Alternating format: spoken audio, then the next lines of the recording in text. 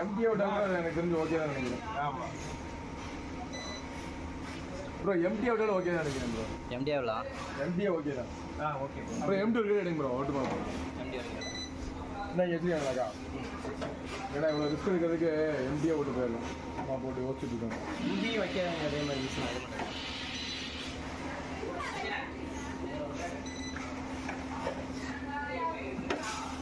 Video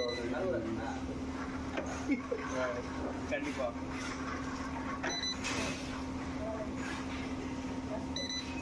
எப்படி விட்டுட்டுமாடே? Empty போடலாம் bro. Empty best இல்லை, ஒரு வேலையும் இல்லை.